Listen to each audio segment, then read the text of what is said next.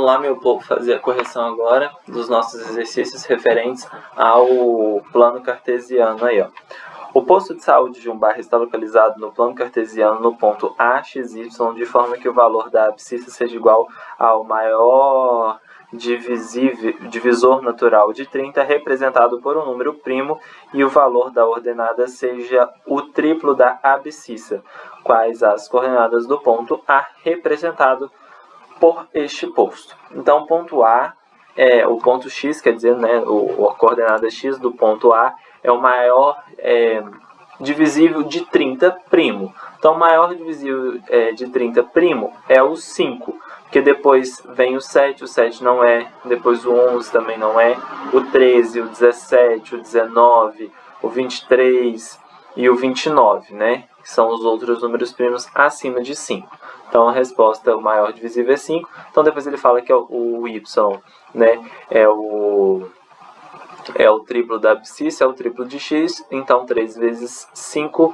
15. 8. A reta da equação 4x mais y é igual a 4 tem o ponto A de coordenadas 0, 4 e o ponto B de coordenadas 4 e 0. Ele quer saber né, se isso pertence, se o ponto A pertence, né, à reta dessa equação, e se o ponto B também. O ponto A pertence, o ponto B não. Como que a gente faz para descobrir isso? Uma possível forma é eu pegar os meus valores de x e y, substituir na minha equação. Então, por exemplo, 4 vezes 0 é 0, mais 4, que é igual a 4. Então, 4 é igual a 4. Ou se não, substituir, por exemplo, só o valor de x e deixar o valor de y. Então, por exemplo, 4 vezes 0, 4. É 0, perdão. Então, y é igual a 4. Eu vou ver, realmente, y foi igual a 4. Eu posso substituir uma e verificar se o meu par ordenado, o valor da minha outra vai ser o valor que eu vou encontrar aqui, ou se não, substituir as duas e ver se o valor da minha equação vai ser, né, se os dois valores vai ser igual, se vai satisfazer a minha igualdade. E aí no ponto B a gente faz, né, isso e a gente verifica que o ponto B não pertence à minha reta. No número 9, está pedindo para a gente preencher essa tabela e depois traçar o nosso gráfico. Primeiramente, então aqui, ó, 0, esses valores são os valores de x, então no lugar de x eu vou colocar 0 e vou descobrir o valor de y.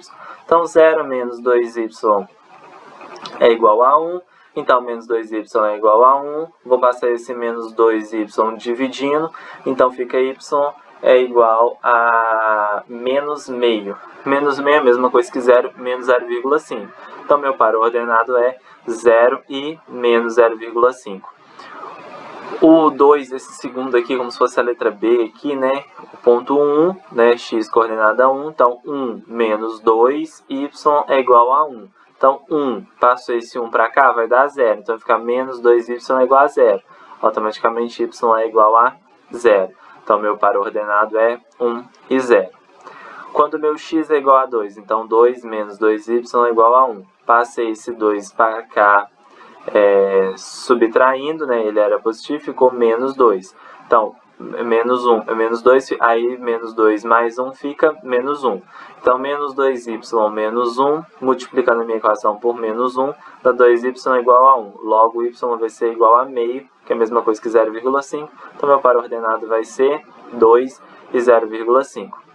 Na letra B aqui, eu vou fazer o mesmo procedimento, só lembrando que esse w aqui não existe. Ele foi um erro de digitação, tá? Você vai pegar o valor, por exemplo, de x, vai colocar menos 1,2 é igual a 2. Logo, você vai passar esse menos, vai ficar para cá mais, então vai ficar menos y é igual a 3,2. Logo, y é igual a menos 3,2. E assim você vai descobrir com o do 0 e o do 3 para você ter o seu par ordenado. Quando você faz isso, a gente vai jogar aqui agora no gráfico. Meu par ordenado aqui, x igual a 0 e y igual a menos 0,5. X igual a 0. Onde que o x é igual a 0 aqui, ó? X igual a 0 é aqui. E y aqui, ó. X igual a 0 e y igual a menos 0,5. Então, aqui está localizado como se eu fosse falar esse aqui é meu ponto A, né? Esse ponto aqui, ó, está sendo localizado aqui. Esse meu outro ponto aqui, vamos chamar de ponto B. Pode chamar de qualquer letra, tá? Meu ponto B aqui, ó. 1 para x e 0 para y. Então, aqui, ó, 1 para x e 0 para y. Um outro ponto aí agora, um ponto aleatório aqui, vamos considerar o ponto C aqui, ó. 2 para x e 0,5 para y. Então, aqui, ó, 2 para x e 0,5 para y. Então, aqui, ó, aqui e aqui estão localizados os meus 3 pontos que está aqui. Se vocês forem pegarem outros pontos, outros valores para x ou para y, vocês vão descobrir que eles, se eles, né, forem pertencentes a essa reta aqui, vocês vão ver que vai estar nessa reta aqui, ó, o prolongamento dela. Assim a gente fez para essa reta, a gente faz para essa reta, a mesma coisa aqui, ó. 1,5 para x e menos 1,2, perdão, para x e menos 3,2 para y.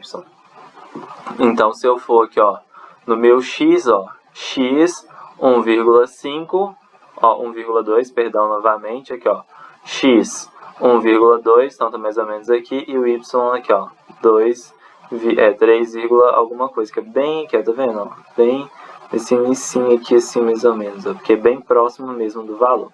E assim para esses 2 pontos aqui, e o prolongamento, o resto também da minha reta. Aqui fala, número 10, né? Um ponto pode pertencer simultaneamente a 2 equações de primeiro grau com 2 incógnitas? Em caso afirmativo, dê um exemplo. Por que pode pertencer? Porque um ponto vai definir a questão de uma reta. Por um ponto passa infinitas retas. Então, o ponto, por exemplo, 1, ele pode pertencer, né, no caso aqui que ele deu exemplo, ele pode pertencer tanto, por exemplo, a reta x mais y igual a 2, quanto a reta, por exemplo, 2x menos y igual a 1, e há outras infinitas retas que podem possuir lei de formação diferentes, mas que o ponto, por exemplo, no caso que o livro deu aqui, 1 pode pertencer. Tranquilo? Número 10 agora. Gabriel gastou R$ 43 na feira, perto de sua casa, comprando determinada quantidade de melões e de maçãs, ambas em quilograma.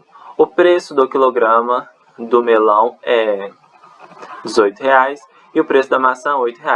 Chamando a quantidade de melões de x e a de maçã de y, ambas em quilograma, monte a equação que descreve tal situação. A gente até resolveu esse problema, né, na nossa aula de hoje, que é falando, né, montando uma lei de formação. Foi o nosso último exercício. Então, aqui, ó, quantidade aqui de quilogramos, né, o preço, e a quantidade que eu vou pagar de x e de y. Né? Se eu vou pagar, por exemplo, custa R$ 18, se eu comprar meio quilo, então vai ser 0,5. Se eu comprar 200 gramas, vai ser 0,2. E assim eu vou estar substituindo, e sendo que ele pagou, ele fala que ele gastou R$ 43 comprando esses dois. Então, essa é a nossa lei de formação. Né? Agora falando, levando em consideração que as incógnitas x e y podem assumir seus valores em determinado conjunto numérico, trace o gráfico que represente geometricamente esta equação. Para a gente traçar o nosso gráfico, a gente vai pensar na pior situação possível. Então a gente vai pensar como se ele não tivesse comprado nada de melão e depois a gente vai pensar como se ele não tivesse comprado nada de maçã. A gente vai pensar nessas duas situações para a gente traçar o nosso gráfico, para a gente montar o nosso gráfico aqui, que vai ser a partir dessa situação a gente vai conseguir definir. Porque quando a gente define 2 pontos, a gente consegue definir a nossa reta, ainda mais que os nossos 2 pontos serão os extremos do nosso gráfico. Então, primeiramente, vamos pensar aqui, se ele não tivesse comprado nada de melão. Então, x é igual a 0. Então, qual que vai ser o valor máximo que y pode assumir? Então, vai ser 43 dividido por 8. Quando eu faço essa divisão, eu acho 5,375. Então, aqui, ó, quando o meu x, ó, x, essa na horizontal, aqui, ó, o meu valor máximo é 5,375. Então, aqui, ó, esse aqui é o meu valor máximo para y. E agora vamos fazer o valor máximo para x. Para eu fazer o valor máximo para x, eu considero como se ele não tivesse comprado nenhuma maçã. Então, vai ser 43 dividido por 18.